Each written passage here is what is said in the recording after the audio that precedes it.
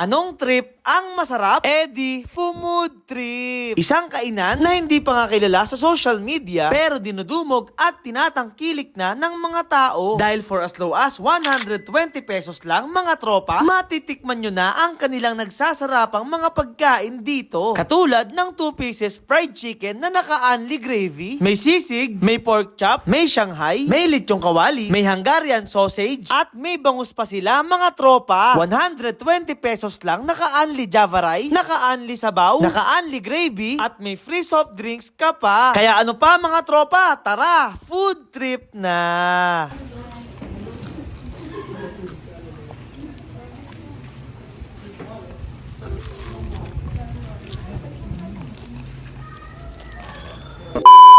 Napadayo pa nga kami dito sa Putol Kawit, Cavite dahil nabalitaan namin na meron daw ditong sulit at dapat mag-trending na murang food tripan. Medyo tago nga lang siya pero dahil patok sa pangmasa kaya talagang dinadayo siya. Paano ba naman? Sa halagang 120 pesos lang pwede mo nang matikman ang kanilang mga nagsasarapang pagkain. May 2 pieces fried chicken, may pork sisig, may pork chop, may masarap na Shanghai, may lechong kawali, may Hungarian sausage, at may malaking bangus. Naka-unli Java rice, unli gravy, unli sabaw, at may free soft drinks ka pa. Ang maganda pa dito, mga tropa, naka-self-service sila. Kaya ikaw na mismo ang kukuha ng kahit ilang kanin ang gusto mong kainin. At napag-alaman ko nga din, mga tropa, na ang may-ari pala nito, siya din pala yung cook dito, na isa nga din daw sa mga nangamuhan ng ilang taon at kumikita ng minimum wage na ngayon ay nagtayo na nga lang ng negosyo. So ito pala mga tropa yung cook dito at may-ari. Ayan si, anong pangalan mo sir?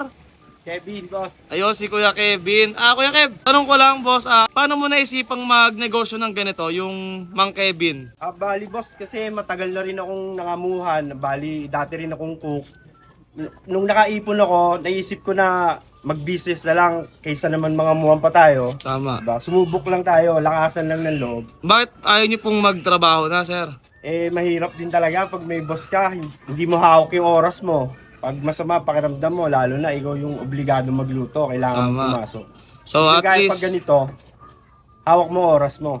tama. So sir, tanong ko lang din at balitang balita ko dinudumog daw talaga ng tao to. Nakakailang kilo kayo ng karne ngayong araw, ay per day? Nung una, nag-try ako ng 30 kilos. Kinuha akong 50 hanggang nag-70 na. Pero hindi pa nabablog nun no? Oo, Hindi pa nabablog dun. Ganun na umubos ng karne. What if pa ngayon nablog na natin, no? Sana dumugin na lalo. Sana i-try nila to. Salamat po sir. Thank you. Ito nga ang Mang Kevin fried chicken na umuubos ng 50 to 70 kilo ng manok per day. Sila nga ay located dito lang sa 434 Barangay Magdalo Putol, Kawit, Cavite. Lagpas lang siya ng konti dito sa court mga tropa. Ayan, pag nakita mo yung bahay na yan na kulay red na may ihawan sa labas, kanan ka dyan at makikita mo na yung Mang Kevin fried chicken. At nandito nga kami para tikman yung mga nagsasarapan nilang pagkain dito. Kaya ano pa mga tropa, tara, tikiman na!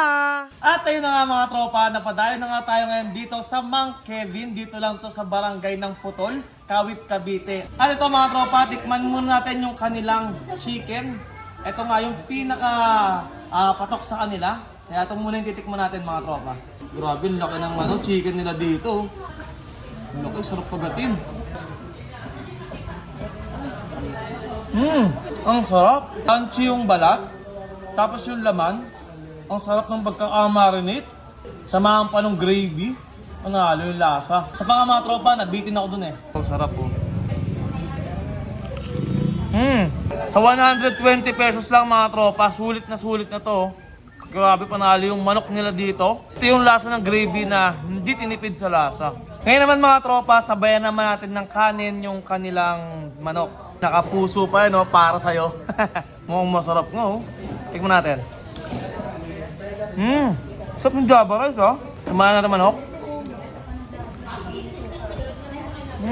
Kanilang dito, Java rice. Talagang malalasahan mo yung butter tsaka yung garlic. Nag-complement talaga sa lasa ng Java rice nila. Panalong-panalo na to. Okay mga tropa, tikman naman natin yung kanilang sisig dito na for only 120 lang din. Meron na kayong gantong sisig na may Java rice, naka-unli soup at free soft drinks mga tropa. So tara, tikman na natin. Ito yung toyo, syempre. Kung may sisig, may toyo mansi at sili. Tikman natin. Ang sarap ng sisig, ha? Sa pa nga, medyo nakulangan ako eh.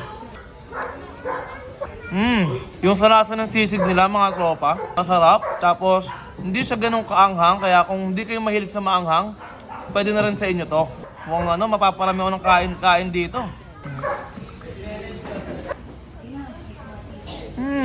Bagay na bagay yung lasa ng sisig sa Java rice nila. Tapos samahan mo pa yan ng soft drinks, no?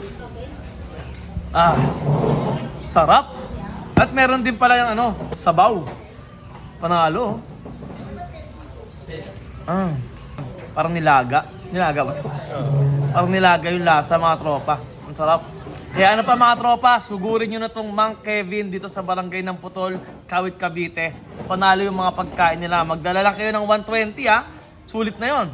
Kaya mga tropa, babakbakan ko muna lahat to. Hanggang sa muli, paalam.